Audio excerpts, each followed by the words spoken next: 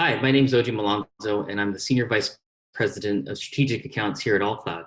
In today's video, I'm going to be talking about the process for establishing change management within your organization, specific to the project when it starts, when you're implementing Salesforce for the first time, as well as post the deployment. Typically, when we're working with our customers to help them define a strategy, identify an executive sponsor, really get feedback from the users, communicate it, collect input, define what that scope is of all the different changes they're requesting, and then deploying to production really helps to understand what a release process should look like. So staying on top of these requests, mapping into how Salesforce should work, and then driving adoption is quite a bit of work to do. And it's really helpful to define a change management strategy to help implement it. So communication should really start at the beginning of the project, announcing that the project is ready to begin, having this come down from the top-down leadership, from the executive sponsor, all the way down to the end user, really to get them excited and motivated about what to expect with using Salesforce. Everything from when requirements or process are going to be defined for how Salesforce should be rolled out, to when some of the super users, people that are going to be helping to drive adoption internally on the customer side or your side within your team, to the rest of the end users and getting them ready for testing, training, and go live. But being able to make sure that they set the right expectation in the form of either a newsletter or some kind of mass email communication on a regular basis, so that the end users are prepared.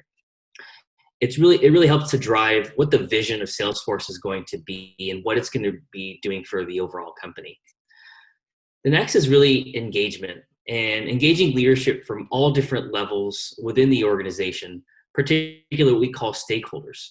And more importantly, helping them identify what are some of the KPIs that they're going to be using to help measure adoption. And typically to really ask the right question, what's in it for them? When we're working with leadership and different stakeholders from each business department, it's really about being able to help them figure out how to motivate the end users within their teams to use Salesforce. Also to help them prepare for what they're going to be needing in terms of support post go live.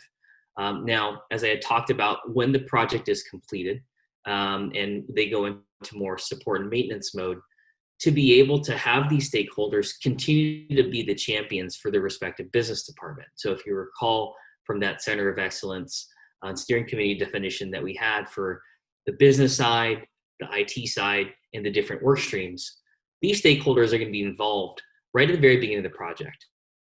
And through the support and maintenance of the Salesforce application, to be able to get feedback from the users and really champion what changes they need to see. From a training and enablement standpoint, the community of users and the folks that are going to be in Salesforce, back to the point of what's in it for them. The ability to really assess your user base and say, here are the folks that are going to be really excited about using Salesforce, to here are the folks that may not be so excited, kind of status quo, they're okay with using it, to the folks that say, I don't need a new system, I'm good with the way I'm doing things. To be able to assess the user base and identify the super users, the folks that can help train the rest of the users, to figure out what type of strategy, what are the what's in it for me type of concepts, to help them identify what is a strategy to help train the rest of their organization and users, either as peers or below them, to the point of what type of collateral is going to be the best. Is it training PowerPoint presentations? Is it recorded sessions?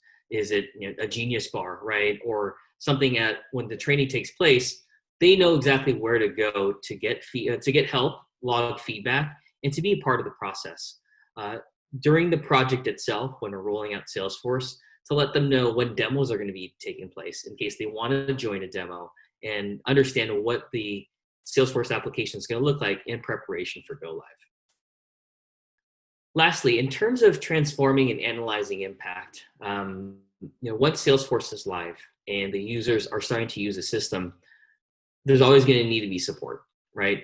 We're into this stage where we've done deployment, and now Salesforce is being used to help transform the business, to really assess the impact to the end users. At the very basic level of this, from a change management perspective, how to log in, what is my password, where do I do this or where do I see this? Even with the amount of training that takes place during the deployment phase, there are going to be requests and questions from the user group. But to be able to understand what the initial set of feedback is for the first month, for the first few weeks for that matter, and then being able to put that into an overall release process. Being able to measure login rates, how many records the users are going to be able to create in the format of an adoption dashboard is going to be key. So in the next video, I'm going to be talking about post-deployment of Salesforce, and you're live on the application. What does it look like in terms of developing a release process? Working with those stakeholders, working with the executive sponsor, and identifying that steering committee so that when requests do come in from the end user base and you're continuing to transform your organization on the Salesforce application, how do we get that feedback? How do we input it into more of what we call a backlog and then push those releases to production on an ongoing basis? We're also going to be talking about how to test those changes as you're getting feedback from the users, working with IT to map it to Salesforce functionality, and then releasing that into the production system on an ongoing basis, measuring the impact on a frequently basis, as well as staying on top of the Salesforce releases so that the Salesforce user groups, the community itself, the folks within your organization are able to enjoy the benefits of all the different functionality that Salesforce releases on a periodic basis. So thank you again for the time, and see you on the next video.